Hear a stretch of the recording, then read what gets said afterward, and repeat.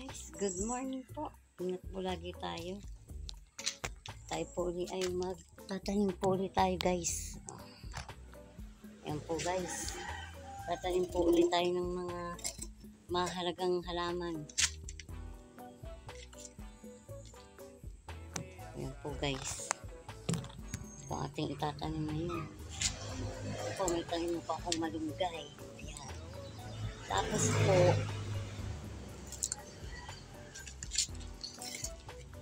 ito po ay sili. Tatanim ko rin po itong sili. Maganda rin po ito. Sili. Ito po ay nahila ko po yata. Ayan. Sili po. Sili po yung maliit na ito. Hindi po kita. Maliit pa po siya. Ito po ay ganyan. Ito po ay dadalhin ko sa dadalhin ko po ito sa Lucena. Ito mga tinatanim ko ito. Sabi po nung aking mga anak, mama, magdala ka ng malunggay. Ayan po ang dala kong malunggay. Ayan, papalakihin pa.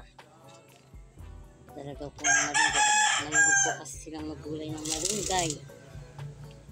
Kaya po ako pinagdadala ng malunggay.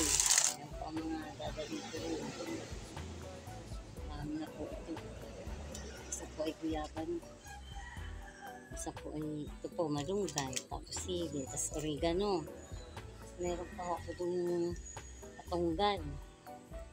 Ito nga po yung isa pa.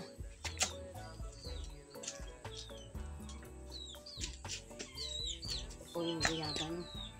Guys. Guyaban. Balik po ulit siya. Lilipat ko naman po dito. Para po tayo ay meron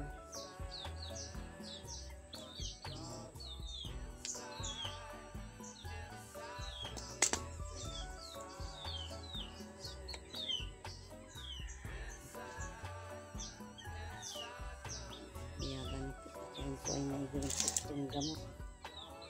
Gamot din po ito kasi mga balat-balat niyan. Yaban. Ang oregano po, marami po siyang purpose. Pag daw po, takot din daw po rito ang ahas. Sabi daw po nila. Tapos lamok. Mga pang sa lamok. Yung mga tips po ba natin na mga emergency gamot. Yan po yun.